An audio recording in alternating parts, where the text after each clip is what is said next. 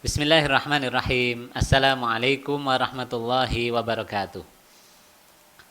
Alhamdulillahilladzi hadana lihada wa ma kunna linahtadiya laula an hadana Allah. Asyhadu an la ilaha illallah wa asyhadu anna sayyidana wa maulana Muhammadan abduhu wa nabiyyuhu wa rasuluhu wa khaliluh.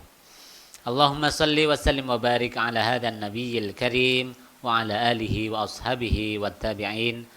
Thumma tabi'in tabi'ina lahum bihsan ila yaumiddin wa ba'd. Santri sekalian dan pemirsa di rumah serta dimanapun Anda berada, akan kita lanjutkan ngaji kitab fikih kita, yaitu kitab Safinatun Najah Fima Yajibu 'alal 'abdi limaulah. Yang kemarin terakhir kita sudah masuk pembahasan tentang syurutul jumu'ah. Sini kemarin kita bahas di materi syarat-syaratnya sholat Jumat atau syarat sah sholat Jumat. Tuntas kita bahas kemarin dan sekarang kita masuk ke lanjutannya, yaitu arkanul khutbataini. Di antara syarat sahnya sholat Jumat kemarin ada 6, yang salah satunya adalah sholat Jumat itu harus pula didahului oleh 2 khutbah. Berarti kalau 2 khutbah ini tidak dilakukan, sholat Jumatnya tidak sah. Ya, oleh sebab itu karena khutbah ini harus dilakukan, maka khutbah ini menjadi sesuatu yang penting. Nah, dengan pentingnya ini maka kita perlu mengkajinya. Dan ternyata khutbah ini juga punya ritualnya tersendiri, alias punya aturan mainnya sendiri yang mesti kita ikuti. Yang menurut penjelasan para ulama, yang jika 2 khutbah ini tidak terpenuhi aturan mainnya atau rukun-rukunnya yang pokok, maka khutbah ini batal. Maka jika khutbahnya batal, otomatis rangkaian Jumatannya pun menjadi batal. Maka perlu hati-hati kita ya terkait dengan khutbatain ini. Maka agar menuju sahihul ibadah, ibadah yang benar, kita perlu mengkaji fikih ibadah, yang dalam kesempatan kali ini kita masuk pada arkanul khutbataini. Bismillahirrahmanirrahim. Berkata Syekh Salim bin Sumair Al-Hadrami di dalam kitab beliau Safinatun Najah. Apa kata beliau? Faslun. Di fasal yang ini beliau mengatakan arkanul khutbataini khamsatun. Rukun dari khutbah Jumat, khutbah 1 dan khutbah 2, rukunnya ada 5 ya. Ada 5 yang ketika tidak terpenuhi khutbahnya batal. Ketika khutbahnya batal, maka Jumatannya, rangkaiannya menjadi batal. Demikian penjelasan dari Syekh Salim bin Sumair Al-Hadrami Asy-Syafi'i. Arkanul khutbataini khamsatun. Yang pertama, hamdullahi fihima. Rukun khutbah yang pertama adalah hamdulillah, memuji Allah, mengucapkan alhamdulillah.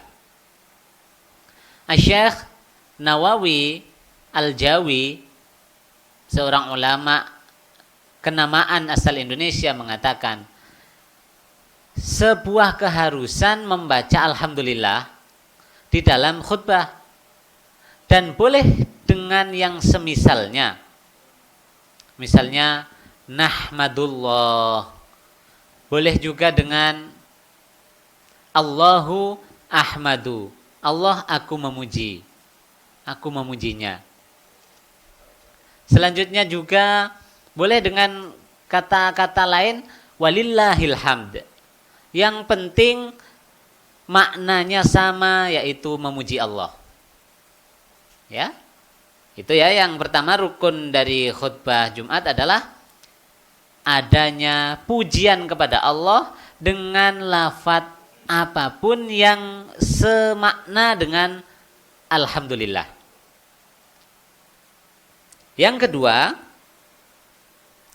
wassalatu 'alan nabiy sallallahu alaihi wasallam fihima.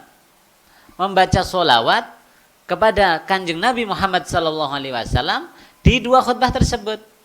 Sebagaimana tadi harus ada memuji Allah di khutbah pertama dan khutbah kedua, sekarang harus ada solawat yang dibacakan kepada Nabi Muhammad di dua khutbah.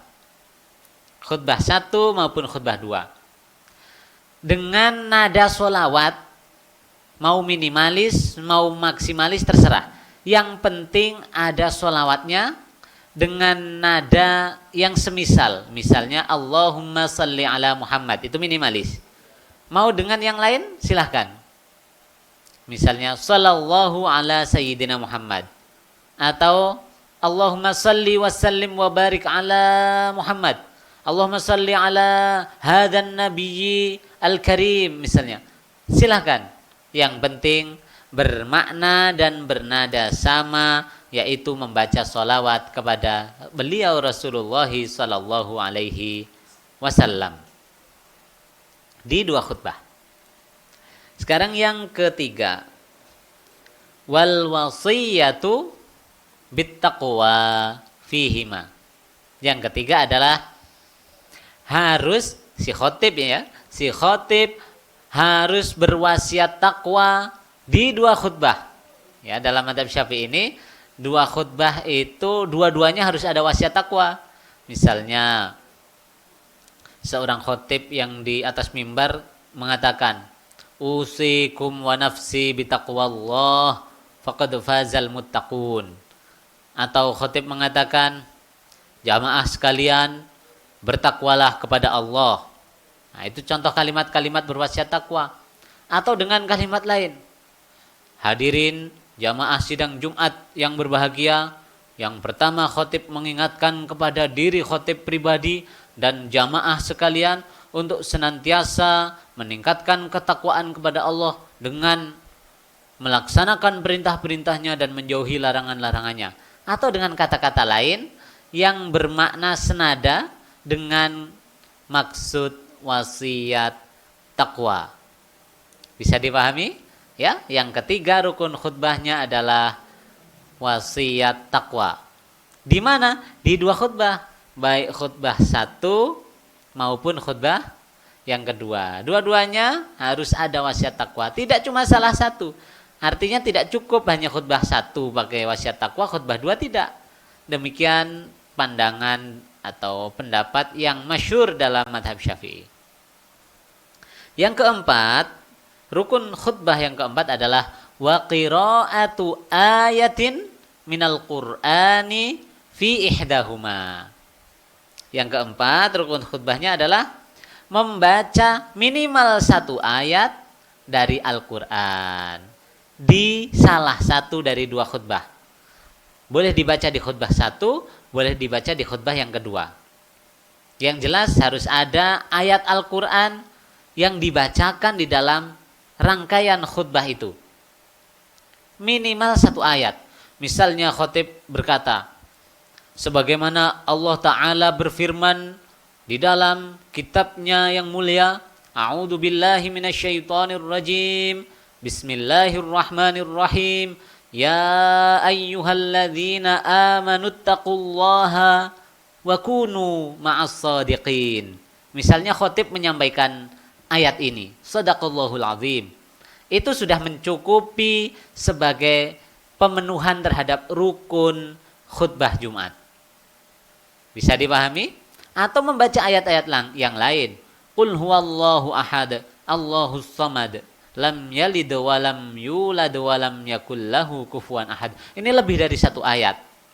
Ya, sudah cukup, berarti lebih dari cukup. Dan yang kelima, yang terakhir dari rukun khutbah Jumat adalah wad-du'a'u lil mu'minina wal mu'minati fil akhirati.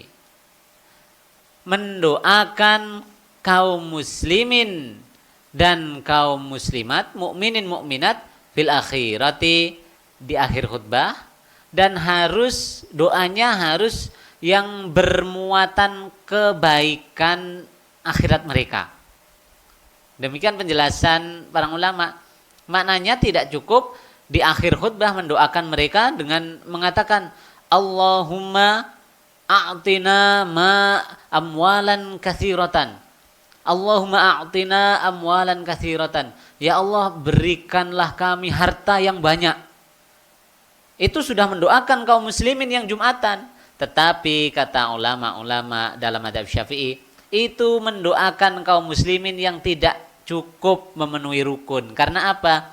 Doanya bukan urusan akhirat, doanya bukan untuk kemaslahatan akhirat mereka. Kalau doanya hanya duniawi, belum memenuhi rukun. Tapi kalau doanya misalnya Allahumma ghfir lil muslimina wal muslimat wal mu'minina wal mu'minat, itu lebih dari cukup. Ya, itu kan minta ampunan, hubungannya akhirat untuk kaum muslimin, muslimat, mukminin, mukminat. Ya, atau kita memohon kebaikan juga kepada Allah, Allahumma ajirna minan nar. Ya Allah, selamatkan kami, bebaskan kami dari api neraka. Itu mendoakan orang yang berjamaah untuk agar terbebas dari api neraka. Dan ini termasuk doa yang cukup. Maka khotib perlu memahami ini, ya, bahwa di dalam rangkaian khutbah itu harus ditutup dengan mendoakan kaum muslimin muslimat, mukminin mukminat, hadirin yang berada di dalam majelis Jumatannya itu. Bisa dipahami kan? Ya, kalau sudah bisa dipahami berarti cukup materi untuk arkanul khutbataini. Rukun-rukun yang harus dipenuhi di dalam rangkaian 2 khutbah Jumat. Semoga Allah memberikan kepahaman yang baik kepada kita sehingga kita mampu mengamalkan apa-apa di dalamnya. Amin ya rabbal alamin. Aqulu qouli hadza wa astaghfirullah li wa lakum. Wallahu taala a'lamu bis-shawab. Wassalamualaikum warahmatullahi wabarakatuh.